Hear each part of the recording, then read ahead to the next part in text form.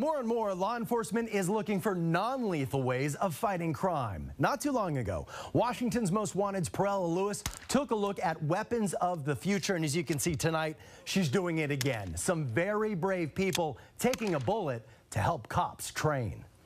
It's a weapon of the future that's being tested today. Last we spoke to you, we were shooting these sponge nose rounds. Today you have something different. Yes. What are these and how do they compare to this? Well, like all things, it's constantly changing and evolving, and there's different companies that produce different less lethal rounds. And the idea is you want to deter a criminal activity without inflicting serious bodily injury. And to test that bodily injury are 3 volunteers ready to be shot by these gel-filled, high-power rounds of ammunition.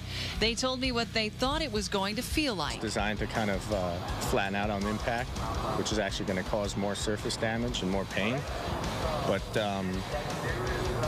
you know, it's an accurate round, too, so it's hoping they hit where they're aiming for, at least. I was Charlie horsed many times as a kid, so I think something in and around there. But apparently, the pain was more intense.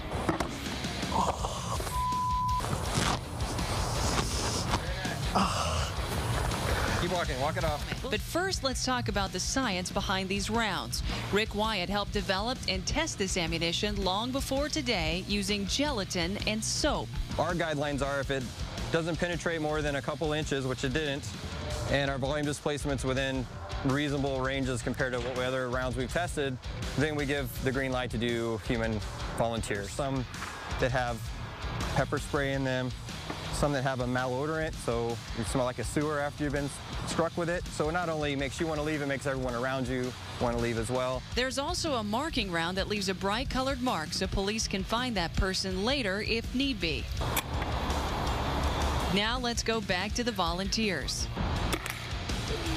Good, walk around. A mark quickly shows up on Michael's leg. It's clear that he's okay, but in pain. Dropped from about a 10 to about an 8 right now. I got drilled with a slap shot by a hockey puck. That's what it feels like. All men agree that this would work to deter them from causing trouble, all without the long-term effects of an actual bullet. Would this motivate you if you were being violent in a riot, violent in a situation, to leave the area? Yeah. Absolutely. And that's what these weapons of the future are all about. Perella Lewis, Washington's Most Wanted.